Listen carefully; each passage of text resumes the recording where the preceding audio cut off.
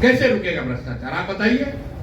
जब लोग ही पैसा लेकर वोट देंगे तो भ्रष्टाचार रुकेगा कैसे?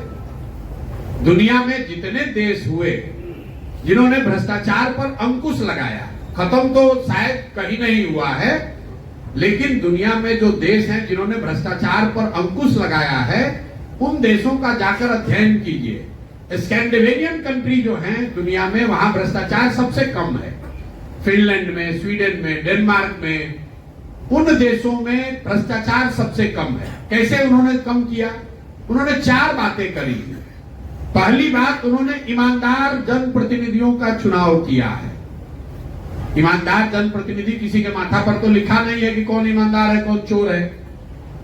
ईमानदारी तब आएगी जब अपने जनप्रतिनिधि को आप अकाउंटेबल बनाइएगा कि भैया तुम चोरी करोगे, तुम गलत करोगे, काम नहीं करोगे तो अगली बार तुमको हरा देंगे। तो धीरे धीरे लोग सुधरने लगते हैं। जैसे मान लीजिए बिहार में ही नल जल में लूट हुआ तो जितना वार्ड सदस्य लोग लड़े थे सब चुनाव हार गए, तो अगली बार चोरी करने से थोड़ा पहले डरेगा।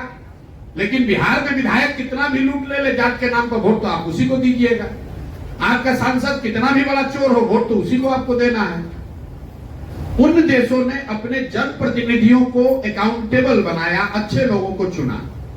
दूसरा उन्होंने काम क्या किया कि सत्ता और संसाधन का बड़े पैमाने पर विकेंद्रीकरण किया। बिहार में आप और हम सुनते हैं अफसरशाही बहुत है। क्यों? क्योंकि मुख्यमंत्री और उनके अगल बगल के 4 अफसर ही पूरा राज्य चला रहे हैं। पूरा जो सत्ता है, पूरा जो संसाधन है वो 4-5 लोगों के हाथ में ही है। कहने के लिए मंत्री परिषद है, कहने के लिए विधायक है, कहने के लिए मुखिया सरपंच प्रमुख हैं, लेकिन किसी के हाथ में कुछ नहीं है। 5 अफसर बैठकर जो निर्णय लेते हैं वही सब लोग को करना है। तो सत्ता और संसाधन दोनों का बड़े पैमाने पर विकेंद्रीकरण होना चाहिए। पंचायती राज एक्ट में लिखा हुआ है कि सरकारों को 1/3 विकास का राशि पंचायती राज के माध्यम से खर्च करना है। और बिहार में पिछले 30 वर्ष में कुल 3-3.25% पैसा ही पंचायती राज के माध्यम से खर्च हो रहा है। सब अफसर खर्च कर रहे हैं। तीसरा, इन देशों ने क्या किया, उन्होंने बड़े पैमाने पर जन भागीदारी की बात करी। अभी बिहार में कोई अगर योजना केंद्र सरकार की चल रही है, आपको पता ही नहीं है कि योजना चल रही है कि नहीं चल रही है। आयुष्मान कार्ड बट रहा है, आधी जनता बिहार की उसको पता ही नहीं है कि आयुष्मान कार्ड में हमको मिल रहा है कि नहीं मिल रहा है।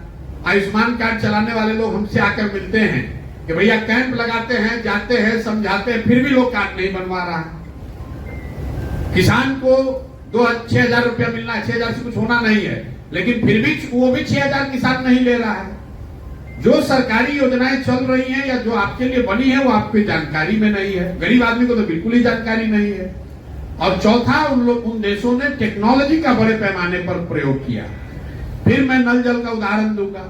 सरकार ने 25,000 करोड़ से ज्यादा खर्च किया नल जल पर। अगर सरकार ने 200-300 करोड़ रुपया लगाकर, जैसे बिजली का स्मार्ट मीटर लगा रहे हैं, वैसे अगर नल जल में भी स्मार्ट मीटर लगा होता तो पटना में बैठकर सरकार को यह जानकारी होती कि कितने बजे मीटर ऑन हुआ, कितना पानी निकला, कितना पानी किसने कंज्यूम किया। तो ये 4 चीज करके ही भ्रष्टाचार पर अंकुश लगाया जा सकता है। पहला,